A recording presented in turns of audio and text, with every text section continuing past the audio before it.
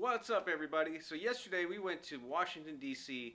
and I just came across this like really awesome albino squirrel. He was all white, kind of reminded me of the rabbit from the Matrix, so maybe that was some good luck. So let's go.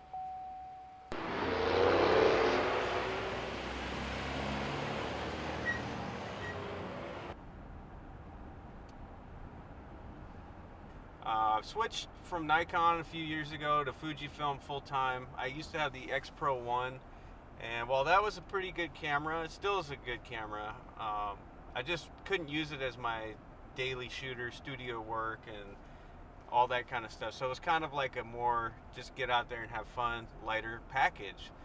But now that the X-Pro2 and the X-T2 came out, it's really a game changer. And I ended up, back when the X-T1 came out, I liked that camera so much that I ended up selling my Nikon D810.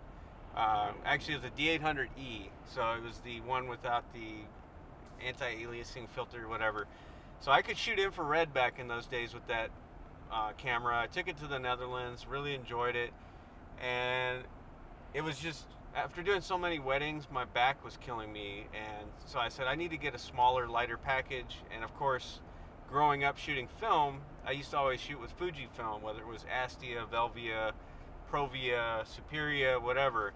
I like the colors that Fujifilm comes out with, and now with the new software that they just came out with, you can actually edit your raw photos in the camera and have them show up on the computer the way that they looked in camera, where Adobe kind of like ruins the look of the Fujifilm if you're shooting raw. So their JPEGs are awesome, but I like to have the latitude of being able to bring back exposure as needed. So really, that's what why I switched to Fujifilm, was the colors, and I'm familiar with the way that the film simulations look.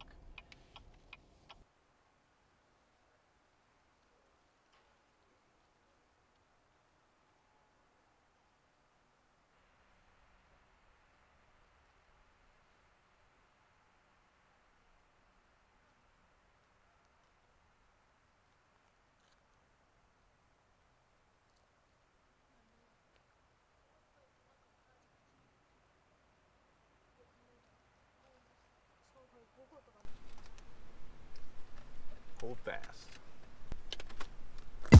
People say because I'm manly, people say be madly in love. People say because I'm manly, people say be madly in love. People say because I'm manly, people say be madly in love.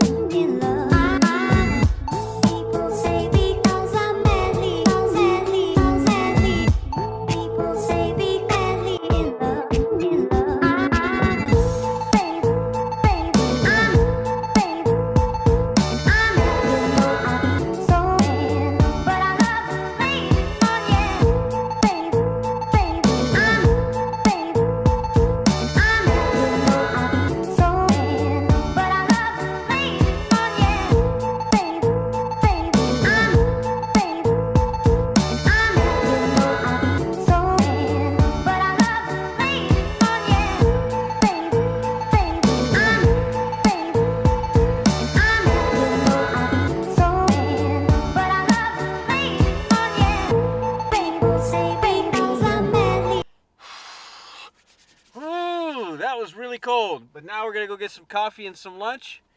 But Safety first. All right, let's go.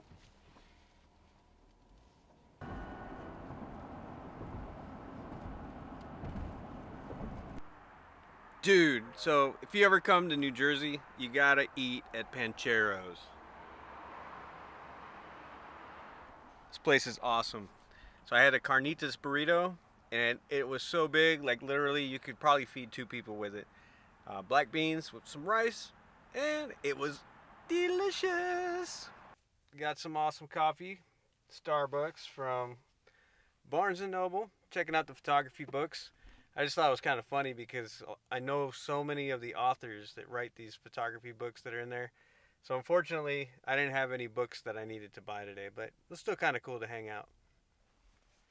All right, so we're gonna keep on rolling. Have you guys heard of the Aperture 300D? It's an awesome LED light. I'm gonna get 3 of them, set up my studio, and I know it's about $3,000, but this is the kind of equipment that you need if you want to step up your game in YouTube, making commercials, movies, whatever the case is. It's really awesome. CRI rating is really high, and I've been watching a lot of YouTube videos from some guys on YouTube. One in particular, DSLR video shooter. Check him out. That's one of my favorite video channels to watch. He does a lot of gear reviews about a lot of LED lights based on his recommendations. And basically, if Caleb's saying it's good, I can tell you this thing is going to be awesome. So anyway, check it out. It should be coming to the studio on my channel very soon. And just wanted to say, hope all the people in California during the holidays are doing okay, especially with these fires. And, hate to hear anybody losing their property or their, loved ones.